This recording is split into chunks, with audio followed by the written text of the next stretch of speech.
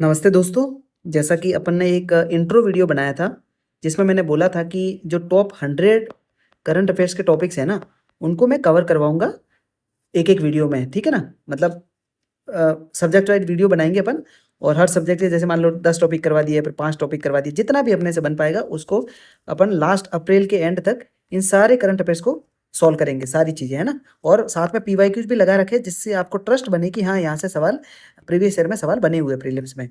और मैं क्या कह रहा हूँ, ये सीरीज़ है ना, भले ही आप एक सब्जेक्ट के 10 ही टॉपिक पढ़ेंगे, लेकिन उसमें से 5 टॉपिक से सीधे सवाल बने हैं पीवाईक्यूज़ में और होपफुली आने वाले प्रीलिम्स में भी आपके सवाल बनेंगे। तो आज का जो पहला न्यूज़ है ना, पॉलिटी आज आज पॉलिटी कवर करेंगे। तो पहली न्यूज़ है आयकर अधिनियम 2025 को लेकर के, ठीक है? तो ये 1 अप्रैल 2026 से मतलब लागू होने वाला है और लगभग 60 साल पुराना एक्ट था 1961 वाला, उसमें बदलाव हुआ है। तो देखिए इतना पुराना एक्ट है, पहली बार बदला हुआ है और अप्रैल 2026 में ही लगने वाला है पहली बार, ठीक है? और अपना अब जो 24 मई को एग्ज़ाम है, तो ये बहुत ज़्यादा इंपॉर्टेंट एक्ट है। देखिए पीआईबी में भी न्यूज़ आई थी, आप इधर से पढ़ सकते हैं कि देखिए आयकर अधिनियम 2025 को भारत के प्रत्यक्ष कर ढांचे में एक ऐतिहासिक सुधार है। अब यहाँ पे पूछ सकता है प्रीलिम्स में कि अप्रत्यक्ष कर में बदलाव किया करेगा। लेकिन अप्रत्यक्ष कर कर के लिए तो क्या जीएसटी है, ठीक है ना? जीएसटी को ले आए थे अपन।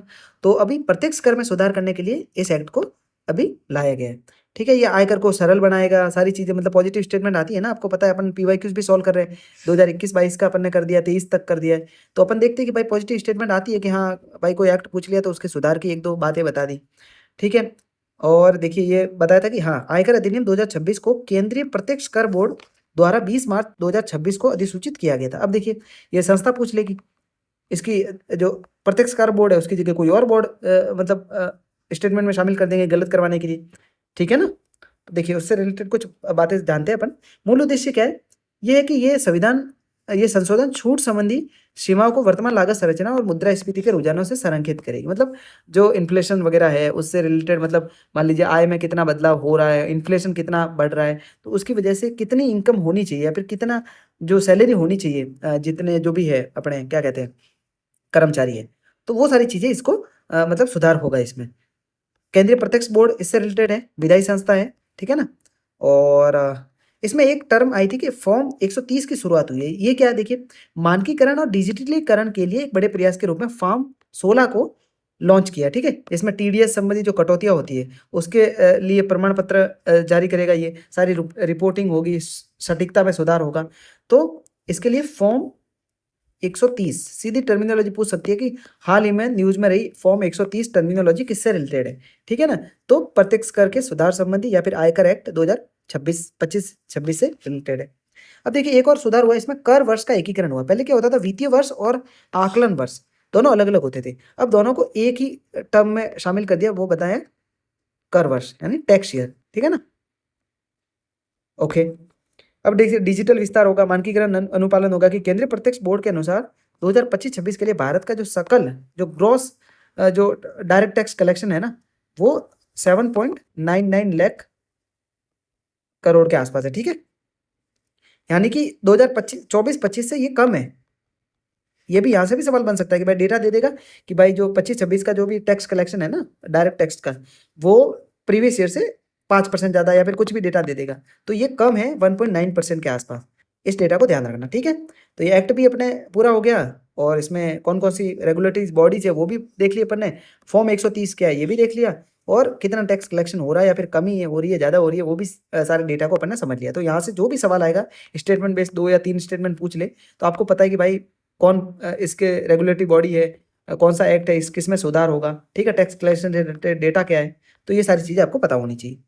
नेक्स्ट जो न्यूज़ है ना अपनी, वो है परिसीमन से रिलेटेड। आपको पता है प्रीवियस ईयर में एक सवाल आया था, देखते हैं कौन-सा सवाल था? 2024 में पूछा था कि दिसंबर 2023 तक भारत सरकार द्वारा कितने परिसीमन आयोग को गठित किया है? तो इसका 4 सही था, ठीक है ना आंसर? इसको पढ़ेंगे भी कि कौन-कौन से 4 थे। और देखिए 2012 में सवाल आया था कि परिसीमन आयोग के संदर्भ में निम्नलिखित कथनों पर विचार कीजिए कि परिसीमन आयोग के आदेश को न्यायालय में चुनौती नहीं दी जा सकती। ठीक है, सही बात है। जब परिसीमन आयोग के आदेश लोकसभा अथवा राज्य विधानसभा के समक्ष रखे जाते हैं तो कोई भी आदेश में संशोधन नहीं कर सकते। ठीक है, दोनों ही बातें सही थी। सी सवाल इसका सही था, सी जो ऑप्शन है। अब अपन देखते हैं परिसीमन आयोग को। देखिए परिसीमन क्या होता है, सिंपल वे में समझना कि देखिए टाइम टू टाइम जनसंख्या तो बढ़ रही है, ठीक है?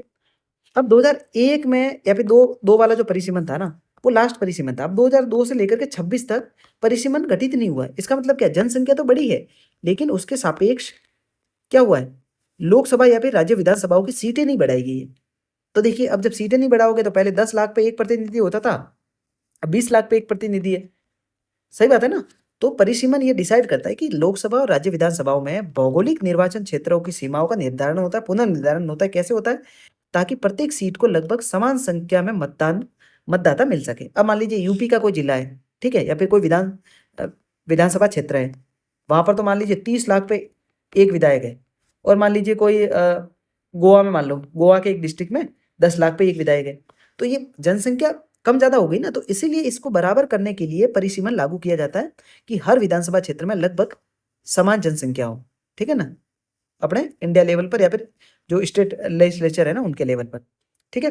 देखिए, जिससे कि क्या, देखिए, एक व्यक्ति एक वोट और एक मूल्य, ये जो सिद्धांत है ना अपने भारतीय संविधान का, तो उसको लागू किया जा सके, ठीक है। संवैधानिक प्रावधान देखते हैं कि आर्टिकल 82 के अनुसार प्रत्येक जनगणना के बाद संसद को एक परिसीमन आयोग बनाने का निर्देश दिया जाता है, यानी कि प्रत्येक 10 साल में, क्योंकि जनसंख्या 10 साल में होती है, तो प्रत्येक 10 साल में एक बार परिसीमन आयोग का गठन किया जाता है, ठीक है। राज्य विधानसभाओं में आर्टिकल 170 के तहत इसका निर्वाचन जो भी पुनर्निर्धारण किया जाता है। अब देखिए, परिसीमन आयोग का गठन होता है तो उसमें क्या, कितने जो अ, सदस्य रहते हैं। देखिए, एक उच्च स्तरीय स्वतंत्र निकाय, मतलब इसके ऊपर कोई रेगुलेटरी बॉडी है नहीं, ठीक है, अपने हिसाब से ये काम करती है, जिसका गठन केंद्र सरकार द्वारा किया जाता है, ठीक है। इसमें बोल देंगे भाई इलेक्शन कमीशन ऑफ इंडिया द्वारा किया जाता है, तो वो गलत हो जाएगा, केंद्र सरकार इसका गठन करती है। इसमें टोटल 3 सदस्य होते हैं। एक तो अध्यक्ष होता है जो कि सर्वोच्च न्यायालय का, यानी सुप्रीम कोर्ट का वर्तमान या फिर रिटायर्ड जज होता है, ठीक है। एक होता है मुख्य चुनाव आयुक्त, ठीक है, chief election commission of India, ठीक है, या फिर उनके द्वारा कोई भी नामित या फिर वो जो नॉमिनेट करे वो चुनाव आयुक्त हो सकता है। और तीसरा होगा कि राज्य के जो चुनाव आयुक्त है ना, उसमें से कोई भी एक आदमी होगा। तो ये 3 लोग होते हैं टोटल, और 3 लोगों से गठित होता है परिसीमन आयोग। अब देखिए, अब जो आयोग होता है ना, अब वो कोई भी अगर बना देगा लॉ, तो वो किसी भी न्यायालय में इसकी चुनौती नहीं दी जा सकती। मतलब कि भाई इसको चैलेंज नहीं किया जा सकता कि भाई इसने जो रिकमेंडेशन दी है ना, वो गलत है, और उसके खिलाफ आपको न्यायालय में जाने की कोई भी अनुमति नहीं होती। इसके आदेश लोकसभा और राज्य विधानसभाओं के समक्ष प्रस्तुत किए जाते हैं, लेकिन उनमें कोई भी संशोधन नहीं किया जा सकता, ठीक है। तो यहाँ से आपको समझना है कि ये एकदम स्वतंत्र बॉडी है, इसके रिकमेंडेशन माननीय, मतलब सुप्रीम कोर्ट भी इसको मतलब रद्द नहीं कर सकता। हालांकि न्यायिक समीक्षा तो जारी रहती है, मतलब आपको पता है इंडिया में जुडिशियल रिव्यू तो हर चीज में हो सकता है, लेकिन इसके कोई भी जो आदेश है ना उसको न्यायालय में चुनौती नहीं दी जा सकती। अभी तक 4 बार गठन हुआ है परिसीमन आयोग का। देखिए कौन कौन से ईयर में, एक तो 1952, 1963, 73 और 2002, ये 4 बार इसका गठन हुआ है अभी तक, ठीक है। 2024 में सवाल भी आया था। अब देखिए, जो 42वां संविधान संशोधन अधिनियम होता है ना 1976, उसने लोकसभा में कुल सीटों की संख्या को 1971 की जनसंख्या के अनुसार फिक्स कर दिया था, ठीक है ना। फिर 84th कॉन्स्टिट्यूशन अमेंडमेंट एक्ट होता है 2002 में। अब इसमें जो जनसंख्या थी ना उसको 2026 तक इनके सीटों को निर्धारित कर दिया, और वो थी 2002 की जनसंख्या के अनुसार, ठीक है। नहीं नहीं नहीं, 2002 नहीं, इसमें 1971 की जो जनसंख्या के डेटा थे ना, उसके बेस पर 2026 तक के लिए इसको फ्रीज कर दिया था कि भाई अब परिसीमन नहीं होगा, ठीक है। अब देखिए, न्यायिक पुनरावलोकन, किशोर चंद छगनलाल राठौड़ मामला 2024 में सर्वोच्च न्यायालय ने निर्णय दिया था कि यदि परिसीमन आयोग का कोई भी आदेश स्पष्ट रूप से विवेकाधीन है या फिर संवैधानिक मूल्य का उल्लंघन कर रहा है तो उस पर जुडिशियल रिव्यू हो सकता है। तो अगर सवाल आ जाए कि भाई परिसीमन आयोग पे जुडिशियल रिव्यू नहीं हो सकता, तो गलत है। जुडिशियल रिव्यू हो सकता है, लेकिन उसके आदेशों को चैलेंज नहीं दिया जा सकता विधानसभा द्वारा या फिर किसी भी व्यक्ति द्वारा कि भाई उसको तुमने चैलेंज कर दिया। हालांकि सुप्रीम कोर्ट अपने से ये मतलब विचार कर सकती है कि भाई इसका संवैधानिक रूप से किसी मूल्य का मतलब उल्लंघन तो नहीं हुआ है, तो उसके बेस पे जुडिशियल रिव्यू खुला रहेगा, ठीक है। देखिए, 2 सवाल अपने डिस्कस कर लिए थे परिसीमन आयोग से जो भी आए थे। तो यहाँ से कोई भी सवाल बनता है तो आपको लगभग मतलब सारी चीजें मैंने बता ली है कि आप टैकल कर जाओगे। अब देखिए 16 फाइनेंस कमीशन, पहले सवाल देखते हैं कि पीवाईक्यू में क्या क्या आ रखा है। शायद लगे हुए नहीं है इसमें, ठीक है। देखिए, इसमें सवाल क्या बनता है मैं बता देता हूँ आपको। अब देखिए पहले 15th फाइनेंस कमीशन में क्या था कि मान लीजिए आय दूरी मतलब इनकम डिस्टेंस है, उसमें जो भी मतलब वित्त आयोग पहली बात तो किस लिए गठित किया जाता है ये बता देता हूँ, फिर समझते हैं सवाल। वित्त आयोग संविधान के आर्टिकल 280 के तहत इसका गठन होता है। अब इसका इसका मुख्य काम क्या होता है कि राज्यों को पैसा देगा ये। अब मान लीजिए जीएसटी में कलेक्शन हो गया, ठीक है। अब जीएसटी जितना कलेक्ट हुआ उसमें 41%, ठीक है, वो पैसा राज्यों को जाएगा, ठीक है ना। अब अरविंद पनगड़िया की अध्यक्षता वाले 16वें वित्त आयोग का गठन हो चुका है, जो कि 2026 से लेकर के 2031 तक रहेगा, ठीक है। अब कुछ चेंजेस हुए 15th फाइनेंस कमीशन और 16th में, उसको देख लेते हैं कि क्या क्या हुआ, ठीक है। 41 है या फिर 42% है, इसको आप देख लेना एक बार कि 41% पैसे का वितरण होता है राज्यों में या फिर 42, थोड़ा मैं कंफ्यूज हो रहा हूँ, ठीक है ना। देखिए 15th फाइनेंस कमीशन में इनकम डिस्टेंस को 45% रखा गया था, लेकिन 16वें वित्त आयोग में इसको 2.5% कम कर दिया है और अब 42.5% के आसपास इनकम डिस्टेंस को रखा है। यानी कि इस पर सवाल बन सकता है डायरेक्ट कि 15वें वित्त आयोग की तुलना में 16वें वित्त आयोग में आय दूरी को, जो इनकम डिस्टेंस वाला जो भी पक्ष है ना मानक, उसमें उसकी वेटेज को बढ़ा दिया है, तो नहीं उसकी वेटेज को 2.5% कम कर दिया, ठीक है। जनसंख्या 2011 के बेस पे ये लेकर के चलते हैं डेटा, 15% था और अभी इसको 17.5% कर दिया, मतलब जिस राज्य की जनसंख्या ज़्यादा है ना उसको थोड़ा ज़्यादा पैसा मिलेगा, ठीक है। अब देखिए डेमोग्राफिक जो परफॉर्मेंस होती है ना, मान लीजिए कि आपने जन्म दर को गिराया मतलब थोड़ा कम किया, ठीक है, आपने स्वास्थ्य के लिए कितना कार्य किया है, ये सारी चीज़ें हेल्थ वगैरह में, तो उसमें 12.5% था पहले वित्त आयोग 15वें में, और अभी 16वें में इसको 2.5% कम करके 10% के आसपास कर दिया, ठीक है ना। तो इस मामले में जनसांख्यिकी प्रदर्शन में इसके वेटेज को घटाया है। क्षेत्रफल एरिया पहले 15% था, अब 10% कर दिया है, ठीक है। नहीं एरिया में भी आप मान लीजिए बड़े राज्य तो पहले ज़्यादा पैसा मिलता था, अब उसकी तुलना में कम पैसा मिलेगा। वन क्षेत्र पहले 10% था, अभी भी 10% है। टैक्स कलेक्शन के लिए जितने एफर्ट्स लगाते थे ना राज्य, तो पहले 2.5% मिलता था उनको उस बेस पे पैसा, लेकिन अब इस वाली कंडीशन को रिमूव कर दिया है। मतलब आप भले टैक्स में कितना भी काम कर रहे हो, कितना भी अच्छा परफॉर्मेंस कर रहे हो, आपको इस बेस पे तो पैसा नहीं मिलेगा, ठीक है। पहले जीडीपी में योगदान वाला मानक था ही नहीं, ठीक है। अब 10% नया ऐड हो गया है कि आपको अगर जीडीपी में आपका परसेंटेज ऑफ शेयर ज़्यादा है स्टेट का, या फिर आप बढ़िया काम कर रहे हो टैक्स कलेक्शन नहीं जीडीपी में मतलब उत्पादन वगैरह पे, तो आपको 10% वेटेज मिला है उस पे। यानी कि टैक्स कलेक्शन या फिर टैक्स सुधार वाला जो 2.5% था वो तो हट गया है, और अब नया क्या ऐड हुआ है जीडीपी में क्या 10%, ठीक है ना। तो यहाँ से इस डेटा को रट लेना, क्योंकि यहाँ से सीधा सवाल बनेगा, डेटा को भी साथ में रख सकते हो वो, ठीक है। तो एक एक चीज़ को अच्छे से पढ़ लेना। इसको पीडीएफ को मैं वापस डाल दूंगा अपने टेलीग्राम चैनल पर, तो वहां जाके आपको ज्वाइन कर लेना, ठीक है। देखिए 8th जो वेतन आयोग था ना, वो भी काफी ज्यादा न्यूज में था, तो सिंपली समझना है वेतन आयोग कौन बनाता है, कितने सदस्य होते हैं, क्या क्या चीजें होती है। देखिए प्रत्येक 10 वर्ष में एक वेतन आयोग का गठन होता है, ठीक है। वित्त मंत्रालय के व्यय विभाग के अंतर्गत इसको रखा जाता है, ठीक है। अब वेतन आयोग का कार्य क्या है, सरकारी कर्मचारी जितनी है ना, कर्मचारी जितने भी उनके वेतन भत्ते पेंशन इन सबको निर्धारित करना होता है, ठीक है। उनको मुद्रास्फीति यानी इन्फ्लेशन जितना हो रहा है और उसके सापेक्ष आपकी सैलरी में कितनी बढ़ोतरी होनी चाहिए, वो ये डिसाइड करता है, ठीक है। 8वें वेतन आयोग का जो अध्यक्षता है ना, वो किसने की है, न्यायमूर्ति रंजना प्रकाश देसाई, ठीक है। और 18 महीने के भीतर ये अपनी रिपोर्ट सौंपेंगे। अब देखिए 8वें वेतन आयोग के कार्यादेश दायरा और समय सीमा को रेखांकित करने के लिए एक ब्लूप्रिंट को इसको इनके तैयार किया है, और सिंपल ये है कि 1 जनवरी 2026 से इसको प्रभावी रूप से लागू करने की संभावना है। देखते हैं क्या होता है, अभी तक तो शायद हुआ नहीं है ये ना। प्रत्येक 10 वर्ष में इसका वेतन पुनरीक्षण होता है, तो ये याद रखना है, ठीक है। अब देखिए लोकसभा के जो अध्यक्ष है ना, उनको हटाने के लिए एक विपक्षी दल ने प्रस्ताव लाया था कि भाई लोकसभा के अध्यक्ष को हटाओ, जो ओम बिरला जी थे, ठीक है। अब अपने लिए क्या इंपॉर्टेंट होता है कि भाई लोकसभा अध्यक्ष को हटाने की प्रोसेस संविधान में क्या दे रखी है, क्या बेस है जिसके बेस पर आप लोकसभा के अध्यक्ष को हटा सकते हैं। देखिए सांसदों ने लोकसभा अध्यक्ष ओम बिरला को पद से हटाने की मांग करते हुए एक नोटिस प्रस्तुत किया जाता है, ठीक है। इसमें 100 से अधिक सांसदों ने साइन करे थे और बोला था कि भाई पक्षपातपूर्ण इनका आचरण है और इसीलिए उनको पद से हटाया जाए, तो ये तो न्यूज थी। अब देखिए अपने लिए जो इंपॉर्टेंट है उसको डिस्कस करते हैं। लोकसभा के अध्यक्ष को पद से हटाने की क्या क्या प्रक्रिया है। देखिए पहला तो संविधान में आर्टिकल 94 दे रखा है, उसमें वो परिस्थितियां दे रखी है कि किन बेस पर लोकसभा के अध्यक्ष या फिर उपाध्यक्ष को पद से हटाया जा सकता है। अब 94A क्या कहता है कि यदि वे लोकसभा के सदस्य नहीं रहते हैं तो वे स्वतः ही पद से हट जाएंगे, ठीक है। अभी आर्टिकल याद करने की जरूरत नहीं है, अभी कंडीशन याद करने की जरूरत है, क्योंकि यहाँ से सीधा स्टेटमेंट बना लेंगे वो, स्टेटमेंट नंबर 1 2, ठीक है, कि एक तो वो लोकसभा के अगर सदस्य नहीं रहते तो वो अपने आप पद से हट जाएंगे। दूसरा क्या है, एक उन्होंने त्याग पत्र दे दिया लिखित रूप में, ठीक है, तो हट जाएंगे।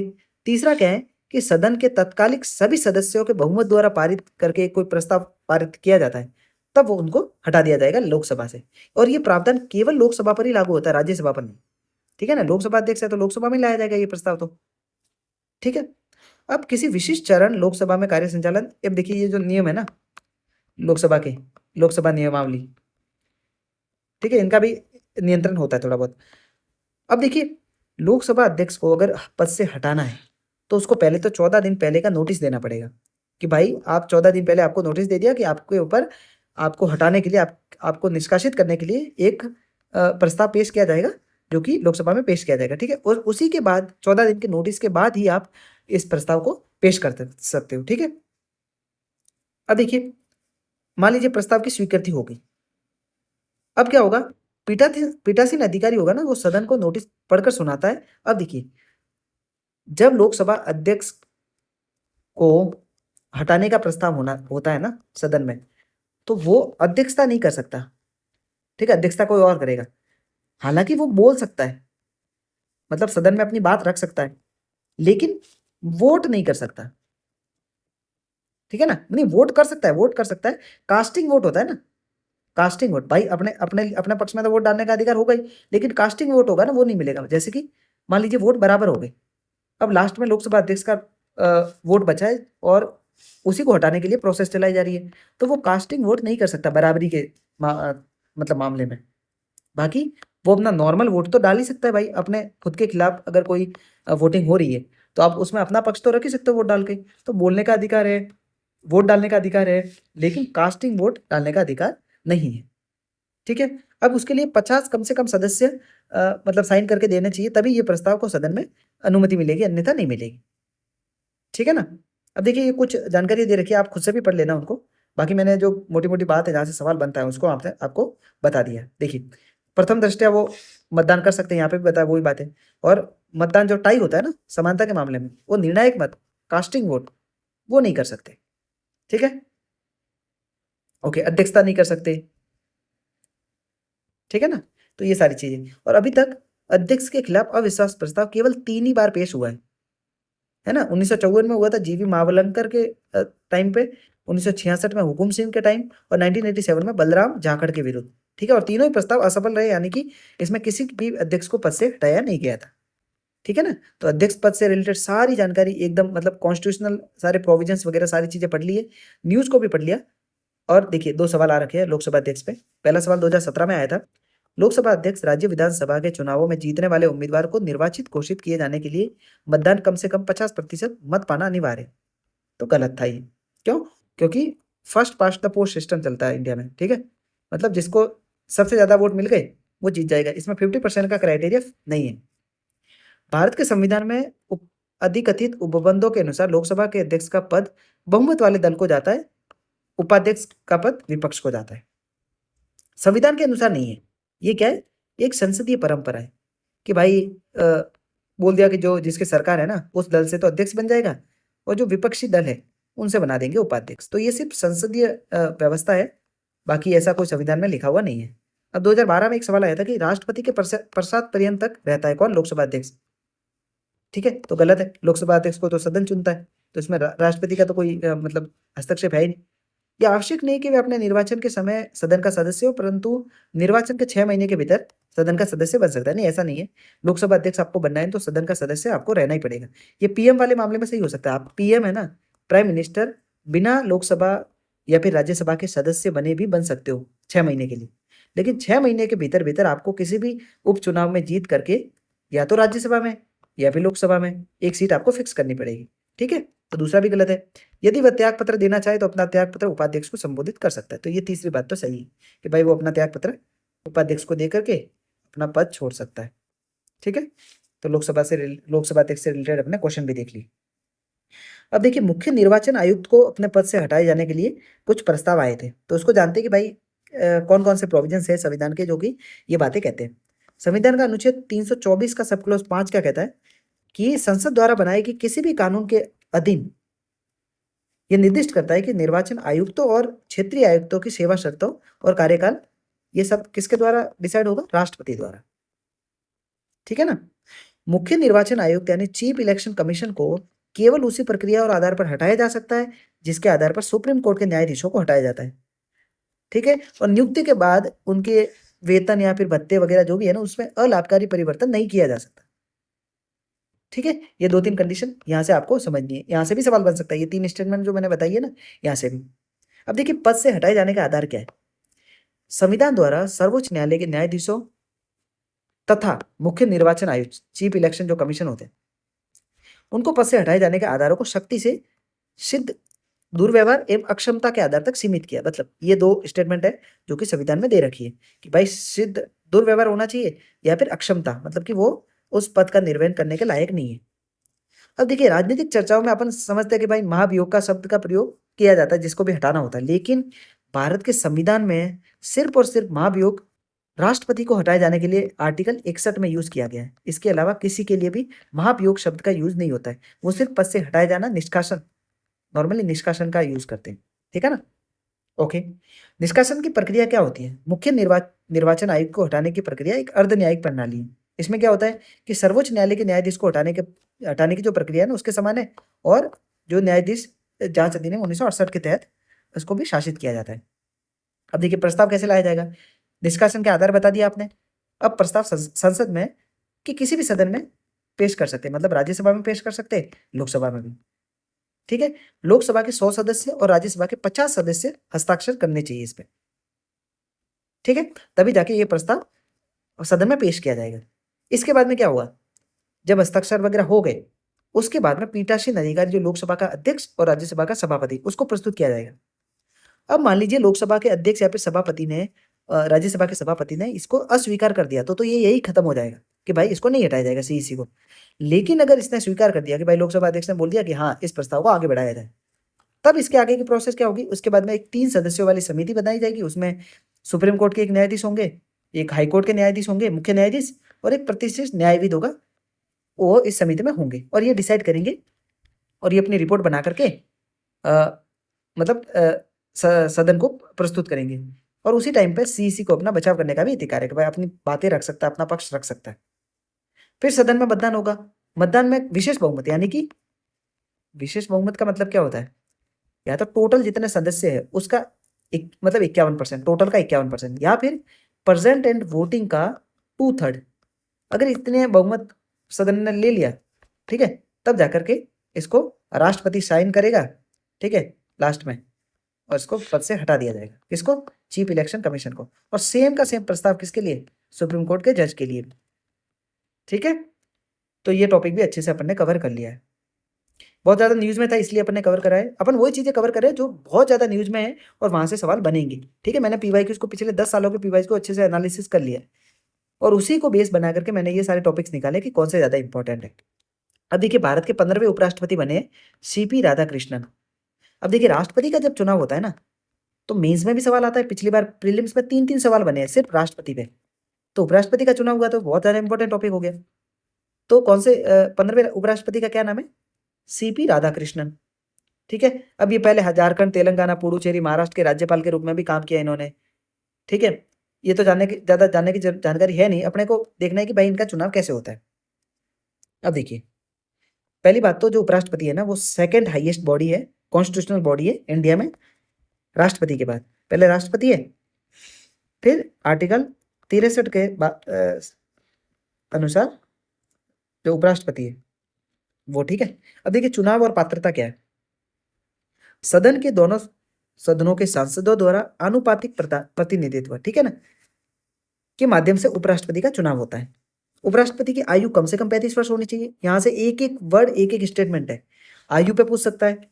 ठीक है? किस टाइप की प्रणाली होती है? एक तो first past the post system होता है जिसको अपन लोकसभा और राज्य विधानसभाओं में देखते हैं, और ये आनुपातिक प्रणाली होती है जिसमें आपको प्रेफरेंसेस देने होते हैं कि भाई मेरा फर्स्ट प्रेफरेंस पे ये वाला उपराष्ट्रपति है, मतलब उपराष्ट्रपति जो बनेगा, जो कैंडिडेट, दूसरे प्रेफरेंस पे मैं इस कैंडिडेट को रखूंगा उपराष्ट्रपति पद के लिए।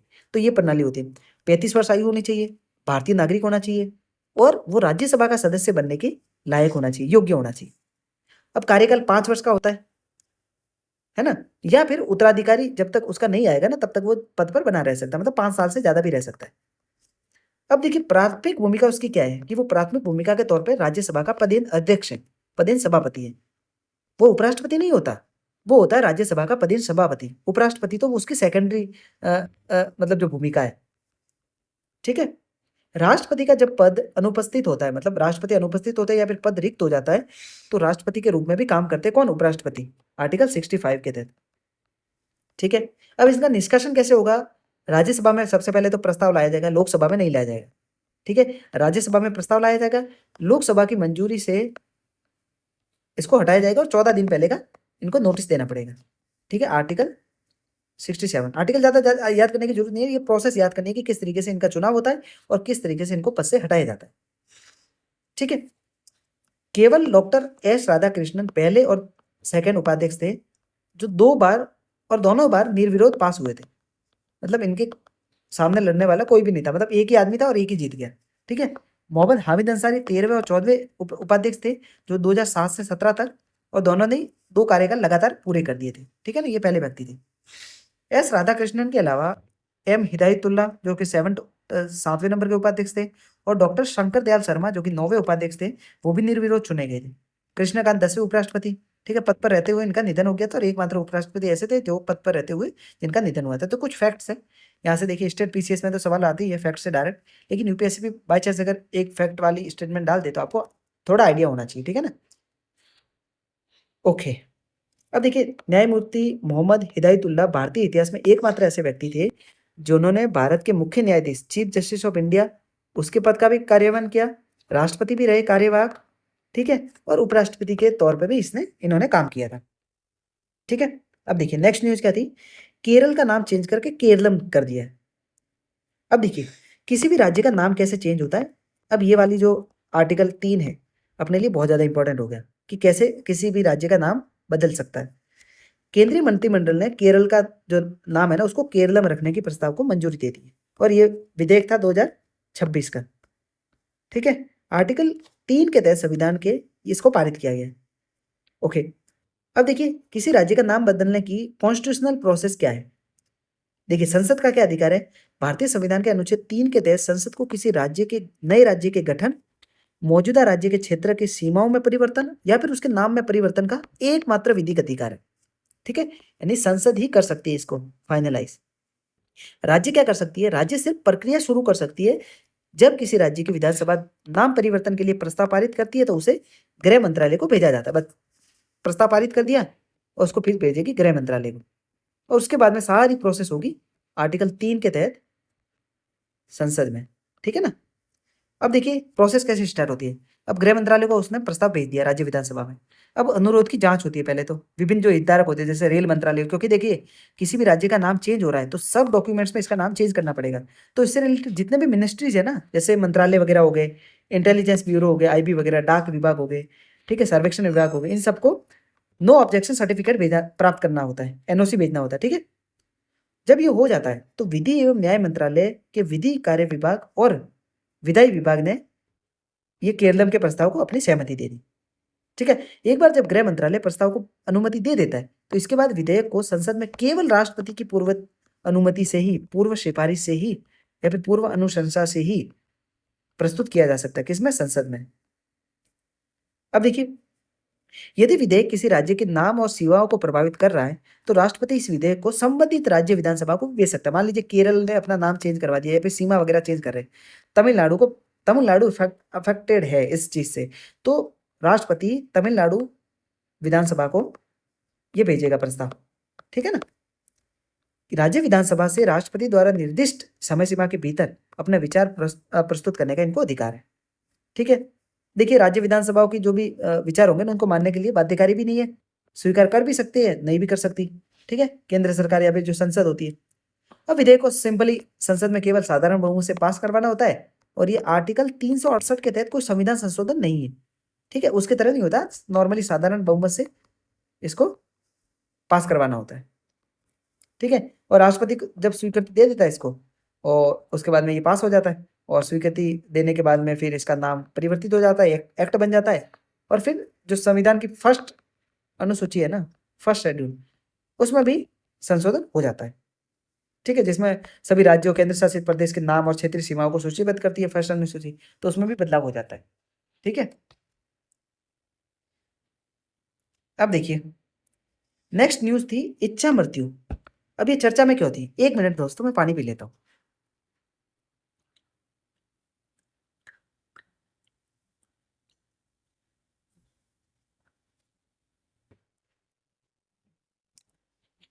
अब देखिए दोस्तों, यूथेनेशिया क्यों न्यूज में था? सुप्रीम कोर्ट ने हरीश राणा बनाम भारत संघ प्रकरण 2026 हुआ था, उसमें निष्क्रिय जो इच्छा मृत्यु है ना, उसको स्वीकृति प्रदान की थी। पैसिव यूथेनेशिया, ठीक है, इसको स्वीकृति दे दी किसने? सुप्रीम कोर्ट ने। अब देखिए किसके अंतर्गत आता? सीधा आर्टिकल पूछेंगे, देखिए स्टेटमेंट दे देगी, मेरे को पता है क्या सवाल पूछेगी यूपीएससी। स्टेटमेंट दे देगी कि भाई इच्छा मृत्यु निम्नलिखित में से किस अनुच्छेद के तहत आती है? तो आर्टिकल 21। क्यों? क्योंकि भारतीय संविधान का आर्टिकल 21 क्या कहता है कि गरिमापूर्ण जीवन का अधिकार होना चाहिए। आपका अगर जीवन गरिमापूर्ण नहीं है, मतलब आप गरिमापूर्ण जीवन नहीं जी रहे हो, तो आपको मतलब मरने का अधिकार नहीं है, लेकिन आपको यह हक है कि आपका जीवन गरिमापूर्ण होना चाहिए। अब देखिए इसमें क्या हुआ था कि जो हरीश राणा थे ना, ये 2013 में 4th मंजिल से गिर गए थे। ठीक है, उसकी वजह से ये काफी 2013 के बाद से कोमा में थे। अब देखिए 2013 से लेकर के 13 साल कोमा में कोई व्यक्ति रह रहा है और उसको आर्टिकल 21 के तहत जीने का अधिकार है। अब ये कैसा जीवन है? ना तो वो कुछ कर पा रहे हैं, ठीक है, ना बोल पा रहे हैं, ना कुछ मतलब समझ पा रहे हैं सारी चीजों को।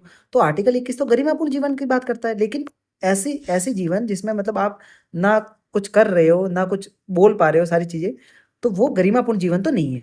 ठीक है ना? ऐसी बीमारी हो जिसमें आप मतलब काफी टाइम से पीड़ित हो उससे, और आप चाहते कि आपको मृत्यु मिल जाए, लेकिन आपका संविधान, आपका जो कानून है, वो नहीं अलाउ कर रहा आपको। तो उसमें फिर संविधान बोलता है कि जो सुप्रीम कोर्ट ने बोला है कि आपको आर्टिकल 21 के तहत गरिमापूर्ण जीवन जीने का अधिकार है। अगर ऐसा जीवन नहीं है, तो फिर पैसिव यूथेनेशिया आपको करवाया जा सकता है।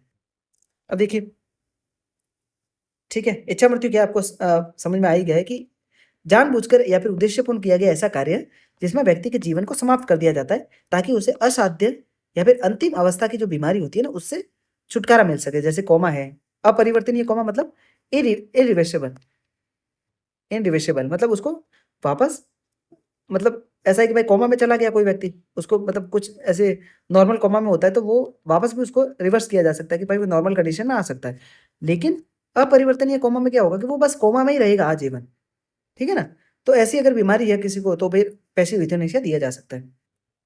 अब देखिए भारतीय न्याय संहिता 2023 में भी ये स्पष्ट रूप से निश्चित किया गया है कि जानबूझकर जीवन को समाप्त करना धारा 100 के तहत और 101 के तहत हत्या के अंतर्गत इसको रखा गया है। तो ये देखिए भारतीय कानून भी इस तरीके से बात करता है, तो फिर मतलब आपको मृत्यु का अधिकार तो नहीं है। आर्टिकल 21 के तहत जीने का अधिकार जरूर है, लेकिन सुप्रीम कोर्ट ने बोला है कि अगर ऐसी कंडीशन हो जाती है, तो आपको पैसिव यूथेनेशिया दिया जा सकता है। इनसे रिलेटेड कुछ केस लॉज थे। श्रीपति दुबल बनाम महाराष्ट्र राज्य केस, सबसे ज्यादा जो फेमस केस था ना, वो था ज्ञान कौर बनाम पंजाब राज्य का 1996 वाला। ठीक है ना? ओके, इसमें बोला था कि जीवन का अधिकार मरने का अधिकार नहीं है, और जीवन की सुरक्षा पर बल दिया गया था, सुप्रीम कोर्ट ने बोला था। ठीक है, अब देखिए राज्यपाल की शक्ति के ऊपर कुछ न्यूज़ थी कि भाई, क्योंकि आप अगर पीवाईक्यूज़ देखेंगे, तो राज्यपाल पे बहुत सारे सवाल बने हुए हैं। ठीक है ना? जैसे राष्ट्रपति पे बनते हैं ना, उसी तरह। अब देखिए उत्तराखंड के राज्यपाल द्वारा यूसीसी में संशोधन विधेयक को वापस भेजने के कदम में जो मतलब उत्तराखंड ने विधेयक भेजा था यूसीसी में कुछ बदलाव के लिए, या फिर यूसीसी को लागू करने के लिए, तो उसको उत्तराखंड के राज्यपाल ने एक बार वापस भेज दिया। ठीक है, सदन में। तो अब अपने लिए जानकारी ये रखनी चाहिए कि भाई संवैधानिक शक्तियाँ क्या क्या है राज्यपाल की, आर्टिकल 200 के तहत क्या क्या शक्तियाँ होती है, तो इनको थोड़ा देख लेते हैं। अब देखिए आर्टिकल 153 के तहत राज्यपाल का पद संवैधानिक प्रमुख के रूप में होता है। ठीक है, राज्य का संवैधानिक प्रमुख होता है। आर्टिकल 154 राज्य की कार्यकारी शक्ति उसमें निहित होती है, और वह केंद्र और राज्य के बीच में एक पुल के रूप में काम करता है, एक ब्रिज के रूप में काम करता है। ठीक है, और देखिए किसी राज्य के राज्यपाल की नियुक्ति राष्ट्रपति के नॉर्मल हस्ताक्षर और मुहर से इसकी नियुक्ति हो जाती है। आर्टिकल 155, मान लीजिए राष्ट्रपति ने साइन कर दिए और मुहर लगा दी, बोले इस राज्य का ये राज्यपाल होगा, तो इसकी नियुक्ति होगी। कोई भी प्रोसेस नहीं होती, कोई इलेक्शन नहीं होता। ठीक है, और उसकी उम्र 35 वर्ष की होनी चाहिए, भारत का नागरिक होना चाहिए, है ना? वो राज्य विधानमंडल का सदस्य या सदन है ना, जो संसद के सदन, उसका सदस्य नहीं होना चाहिए, या फिर कोई भी लाभकारी पद पर नहीं होना चाहिए, ऑफिस ऑफ प्रॉफिट पे नहीं होना चाहिए। ठीक है, तो ये कुछ कंडीशन है, आपको याद रखना है। यहाँ से सवाल डायरेक्ट स्टेटमेंट के रूप में पूछ सकता है। अब देखिए विधायी शक्तियाँ क्या है। राज्यपाल को अनुच्छेद 174 और 176 के तहत महत्वपूर्ण विधायी शक्तियाँ प्राप्त है, जिसमें वो विधानसभा को आहूत कर सकता है, बुला सकता है, उनका सत्रावसान कर सकता है, भंग कर सकता है राज्य विधानसभा को, और सदन को संबोधित कर सकता है। ठीक है, आर्टिकल 200 के तहत राज्य विधेयकों की स्वीकृति दे सकता है और उनकी स्वीकृति को रोक सकता है, पुनर्विचार के लिए वापस भेज सकता है। धन विधेयक को नहीं भेज सकता। जैसे राष्ट्रपति धन विधेयक को वापस पुनर्विचार के लिए नहीं भेज सकता, उसी तरह राज्यपाल भी धन विधेयकों को जो राज्य विधानसभा है ना, उनको नहीं भेज सकता। राज्यपाल स्वीकृति को रोक करके पूर्ण वीटो या फिर गैर धन विधेयकों को पुनर्विचार के लिए निलंबनकारी जो वीटो होता है ना, पॉकेट वीटो, एक तो मतलब उसमें आपने मतलब कोई टाइम पीरियड नहीं दिया कि अपन कितने टाइम तक इसको रखेंगे अपने पास। एक डायरेक्ट पूर्ण वीटो, मतलब आपने डायरेक्ट इसको कैंसिल ही कर दिया विधेयक को, वो वापस दूसरे सिरे से वापस लागू हो गया आएगा। ठीक है, कार्यकारी शक्ति में क्या है, आर्टिकल 163 के तहत राज्यपाल मंत्रिपरिषद की सहायता से काम करता है। ठीक है, अब देखिए कुछ इंपॉर्टेंट एक्ट आर्टिकल बता देता हूँ। आर्टिकल 201 के तहत क्या है कि राज्य विधानमंडल का कोई भी ऐसा बिल जो कि हाईकोर्ट की सीमाओं को कम करता हो, ठीक है, संघवाद को नुकसान पहुंचाता हो, या फिर राष्ट्र की एकता अखंडता को नुकसान पहुंचा रहा हो, तो ऐसा बिल राज्यपाल आर्टिकल 201 के तहत राष्ट्रपति के लिए आरक्षित कर देता है। ठीक है, फिर राष्ट्रपति उस पर एक्शन लेता है। हालांकि राष्ट्रपति को एक बार वापस, मान लीजिए राष्ट्रपति ने बिल को राज्य विधानसभा को भेज दिया, और दूसरी बार जब राज्य विधानसभा भेजेगी उस बिल को वापस, तो राष्ट्रपति दूसरी बार भी इसको स्वीकार नहीं कर सकता। राज्यपाल के मामले में तो तय है कि भाई राज्यपाल को अगर राज्य विधानमंडल दूसरी बार बिल भेजेगी तो उसको साइन करना पड़ेगा, लेकिन राष्ट्रपति इसके लिए बाध्यकारी नहीं है। ठीक है ना, ओके। जिस तरह 123 के तहत राष्ट्रपति को अध्यादेश जारी करने की शक्ति होती है ना, ठीक है, उसी तरह आर्टिकल 213 के तहत राज्यपाल को भी ये शक्ति होती है। जब मान लीजिए विधानसभा सत्र में नहीं है या फिर तत्काल कार्रवाई वाला कोई भी बिल है उसको पास करवाना है, तो अध्यादेश जारी कर सकते हैं राज्यपाल। तो ये देखिए पॉलिटी के 10 न्यूज़ थी, उनको स्टैटिस्टिक्स के साथ में जोड़ करके अपने सारी चीज़ों को डिस्कस किया है। अगली वीडियोस में सेम अपने जैसे अभी आज पॉलिटी का डिस्कशन किया है, इसका कुछ अपडेटेड भी आ जाएगा आपके पास वीडियो। अभी तो 10 न्यूज़ अपन ने डिस्कस करी है, 10 और न्यूज़ पॉलिटी की भी करवा देंगे, लेकिन उससे पहले एक बार सारी सब्जेक्ट को 10-10 न्यूज़ के तौर पर अपन इनको कंटिन्यू रखेंगे। ठीक है ना, तो ये जो मैंने टॉपिक पढ़ा है, इनको स्टैटिक्स के आपके नोट से भी आपको रिवाइज करना है, और ये पीडीएफ आपको टेलीग्राम पे मिल जाएगी, जाकर के लिंक ज्वाइन कर लेना, डिस्क्रिप्शन में दे रखी है। ठीक है, मिलते हैं अगले वीडियो में, तब तक के लिए धन्यवाद, जय हिंद।